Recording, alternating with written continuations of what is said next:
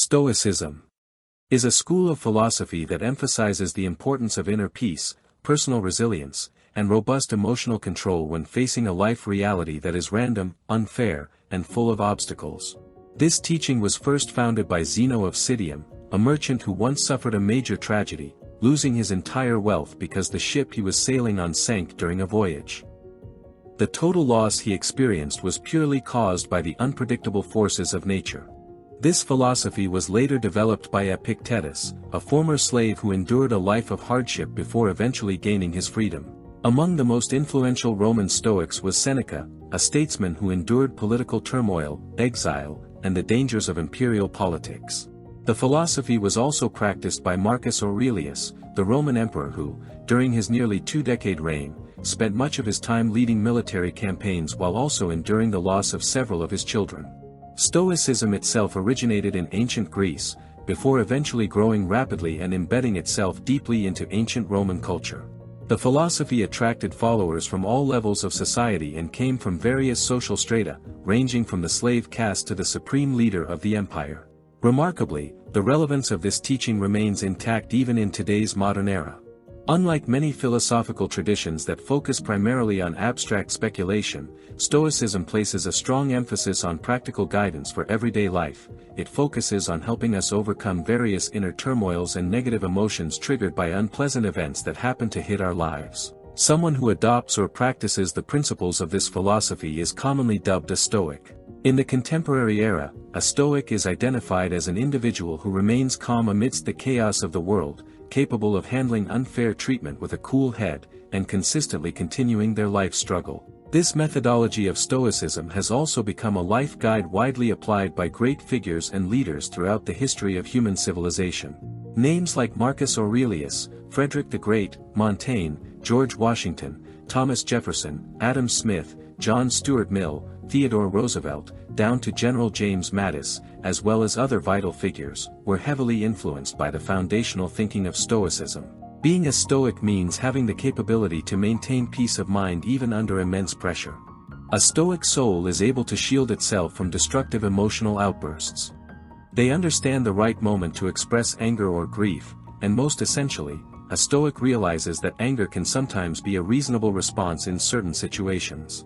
However, in the majority of conditions, venting directionless anger will only trigger the birth of flawed decisions that lead to regret later on. The same pattern applies to sadness. They know when to mourn and when it is time to end the grief in order to step forward. They are fully aware that drowning in prolonged sadness will not bring any positive change to one's life. To transform yourself into a Stoic individual, there are a number of practice methods or mental exercises that we can apply in order to sharpen our resilience so we can stand firm amidst the realities of this challenging world. First, the dichotomy of control. This principle emphasizes the separation between aspects within our grasp of control and aspects completely outside of it. Often, our energy is drained by worrying about things we cannot control at all, where this habit triggers severe stress and risks leading to depression. The majority of dynamics in this world are fundamentally outside of personal control. It is impossible for us to regulate how other people judge or speculate about us, nor do we have power over changes in the weather, traffic jams, natural disasters, or even the certainty of someone's death. Nevertheless, the one thing completely under our control is how we choose to respond to every circumstance that confronts us. While we cannot always choose what happens to us, we can choose the meaning we assign to those events and the manner in which we respond. This aligns with the wisdom of Marcus Aurelius: choose not to be harmed, and you won't feel harmed. Don't feel harmed, and you haven't been. Why exhaust ourselves resisting a reality whose course we cannot direct? The wise step is to shift our entire focus toward the variables we can actually control. This strategy is crucial because it not only optimizes our power of focus and sharpens our ability to align expectations with reality, but it also trains us to make peace with reality instead of ending up blaming the world around us. We do not possess a time machine to fix the mistakes we might have made in the past. Even so, we have full power to alter our perspective toward those memories and past events. No matter how loud you scream or honk your horn, traffic will not suddenly clear up and flow smoothly. You will also never be able to alter your physical height to be 5 centimeters taller or shorter just through wishful thinking. No matter how hard you try, you cannot suddenly be reborn in a different country. You cannot order to be born to different parents, complete with a different financial background or social status. The allocation of time we waste worrying and wishing for the impossible on things outside our power should instead be invested in managing the aspects we can actually control. If someone else hurls negative stigmas at you and it bothers you, you can never dictate what goes on inside their head or force those words to never leave their mouth. That is entirely outside your control. However, the variable you can regulate is how you choose to handle those belittling words from that individual. You are the sole owner of full control to determine whether that statement deserves to be met with sadness, anger, or simply ignored completely. The final decision rests in your hands. Therefore, make it a habit to evaluate yourself every day regarding every dynamic you are going through. If possible, keep a personal journal and do a daily reflection to map out which things are within your control and which are not. After that, formulate your concrete steps in responding to that chain of events. Second, Premeditatio Malorum. Premeditatio Malorum is a Stoic practice method that focuses on visualizing various worst-case scenarios or the potential failure of a plan. We train our minds to imagine that a tragedy or misfortune has already occurred. This mental exercise functions to build our readiness in facing life's trials, which are, by nature, unavoidable. Reality does not always unfold according to our expectations, and sometimes we even have to accept unfair treatment. From a psychological standpoint, we must prepare ourselves mentally just in case the worst-case scenario hits our lives. This practice can help cultivate emotional resilience and psychological preparedness. When we have anticipated potential failures from the start, then when it actually becomes a reality, we will tend to remain strong and will not collapse into deep sadness compared to if we had never imagined the worst possibility beforehand.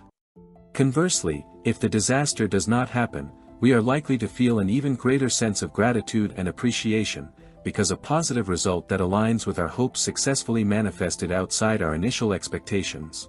Take Seneca as an example. He regularly reviewed his plans and commitments. For instance, when about to embark on a long journey, he would consider and sometimes write down the factors that could potentially disrupt his journey. A massive storm could hit at sea, the captain could suddenly fall ill, or the ship he was on could be attacked by pirates. Nothing happens to the wise man against his expectation, Seneca wrote in a letter to his friend. This does not mean everything always goes smoothly according to his wishes, but rather it goes according to what he has anticipated in his mind. Above all, he is always aware that there is always an external factor that could jeopardize his plans. By carefully considering the worst-case scenarios and realizing that they are still survivable, meaning you may discover that even in the worst case, you are still capable of enduring and responding to the situation, then when the crisis actually hits, we are already in a state of high readiness. We will not get trapped in destructive negative emotional outbursts like panic, anger, or excessive grief, which in practice will only make the situation muddier. Third, Amor Fati. A great German thinker, Friedrich Nietzsche, described what he considered one of the highest expressions of human strength, known as Amor Fati, the attitude of embracing and loving whatever fate brings. That individual does not wish for anything to be different, not in the future, not in the past, nor for all eternity. They do not merely endure what must happen, let alone try to hide that reality, but truly admire and love it. The core principles of Stoicism are very close to this paradigm. Epictetus, who lived his life as a slave and was repeatedly struck by the storms of life's trials, once advised, "Do not demand that every event run linearly with your desires. Instead, align your expectations so that everything that happens occurs exactly as it is. By doing so, you will achieve peace of mind." Placing too deep an emotional attachment on a dream will become a dangerous boomerang if that target ultimately fails to materialize. Having aspirations is essential because it gives us direction and a sense of purpose. However, learn not to tie your peace of mind entirely to the outcome. Do not get trapped in a blind obsession over goals. Occasionally, combine this with the Premeditatio Malorum method by mentally simulating as if you have failed to achieve that dream. Amor Fati is a highly effective exercise tool and mindset to respond to whatever reality is presented in front of us. This method trains us to view every moment of life as something to be faced and not avoided, no matter how heavy or challenging the situation is. Furthermore, we are invited to approach it not merely as a burden to be endured, but as a part of life that can be accepted, learned from, and ultimately embraced. Fourth, Memento Mori. Marcus Aurelius once reminded himself that he could leave life at any moment, and that awareness should serve as a compass for everything he chose to do, say, and think. Memento Mori serves as a constant reminder to live virtuously in the present rather than postponing what truly matters. A wise person seeks to maximize the quality of life, not merely extend its duration. Because the value of a life is far more important than the number of years it contains. Through the essence of Memento Mori, let us condition our structure of thinking as if we have arrived at the final line of this life's journey. Let us discard the habit of delaying things. Let us balance and close the logbook of life at the end of every day. Those who always finish their life's duties every single day will never feel like they lack time. Seneca frequently encouraged people to remember that every night could be their last and that tomorrow is never guaranteed, as a form of constant reminder of the certainty of death. Steve Jobs also had a unique ritual. A few times a week in the morning, he would always look in the mirror and ponder, if today were his last day on Earth, would he still be excited to spend a day doing what he had planned? Whenever he found the answer was no for 3 consecutive days, he would allocate specific time to sit, contemplate, and analyze what aspect was wrong with his life. When the realization that death is at the doorstep is firmly rooted, we become far more likely to act on what truly matters. We become far more likely to pursue the life we truly want to live. How we think and how we take action will become more focused without any more room for delay. The problem is, sometimes we know something is crucial for us, but because we assume we still have plenty of time ahead of us, arrogantly we take that matter lightly. Integrating this reminder into our daily lives can help us build a more meaningful existence without allowing trivial distractions to consume the limited time we have. Fifth, journaling. Within the tradition of Stoicism, the act of keeping a journal is not just writing a standard diary. This practice embodies many of the core principles of Stoicism. This practice serves as a way to prepare for tomorrow while reflecting on the events of the day that has just passed.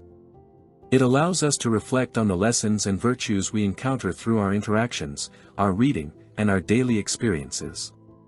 Stoicism is actually a practical philosophy based on action and consistent practice, not merely a theoretical text that is enough to be read once and done. This is a lifelong discipline of self-improvement that demands consistency, periodic repetition, and deep focus. Seneca once shared his method with a friend. I evaluate the entirety of my daily activities that I go through, reviewing what actions and words I have put forward.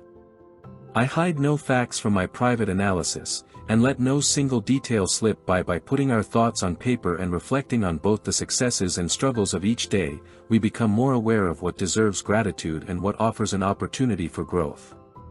This process helps bring clarity, order, and self-awareness to the mind while preparing us for the challenges of tomorrow. This is the same habit that Marcus Aurelius immortalized in his famous work, Meditations. Sixth, practicing misfortune. Seneca, despite accumulating immense wealth while serving as tutor and advisor to Emperor Nero, the Roman emperor at the time, ironically advised periodically setting aside a few days to practice living under difficult and uncomfortable conditions. Eat simple food, wear your most modest clothes, and sleep on a hard bed or the floor. Then, ask your own inner self, is this humble condition what I have been so afraid of all this time? Excessive attachment to comfort can become a form of hidden mental slavery, because you will constantly be haunted by the fear that at some point, an external factor or someone will snatch that comfort from your grasp. However, if you have accustomed yourself to living with less, then should that scenario ever become reality, your mind will not experience a severe shock or breakdown as it would have before. Surges of emotion like excessive fear and acute anxiety actually spring from the uncertainty of the mind, not from actual lived experience. And prolonged fear and anxiety can negatively affect mental well-being, cloud judgment, and reduce productivity. The most effective solution is to take real action, expose yourself, in a controlled way, to the discomforts you fear most. Experience firsthand what it is like to live with the very limitations you have been trying so hard to avoid. Seventh, training perceptions. Within Stoic philosophy, there is a mental practice often described as turning obstacles into opportunities. This principle explains that every obstacle or setback has the potential to become a catalyst for growth and positive change. As an illustration, whenever you sincerely intend to help someone but the response you receive is not a thank you, but a confrontational attitude that sparks a fight, instead of letting your day be ruined, you can turn that situation into a valuable opportunity to strengthen your patience. Or when you lose someone close to you, grief itself can become an opportunity to practice resilience, courage, and acceptance. From a Stoic perspective, while we cannot always control what happens to us, we can influence the meaning we assign to events and the way we choose to respond. You possess a remarkable degree of control over how you interpret and respond to events. Whether choosing to think, if this tragedy happens, my life is over, or choosing the viewpoint, if tragedy X strikes, I will still stand tall. In the end, you play a significant role in determining whether adversity becomes a source of bitterness or a catalyst for personal growth. 8. Taking the view from above. Try taking a step back, zooming out, and viewing life from a much broader perspective. This exercise invites us to visualize the existence of billions of humans, wars and peace, marriages and divorces, births and deaths, prosperity and hardship, all unfolding simultaneously across the world. This pattern forces us to restructure our perspective while reminding us how small our individual concerns are within the broader flow of life. Viewing life from this broader perspective can profoundly reshape our priorities and values.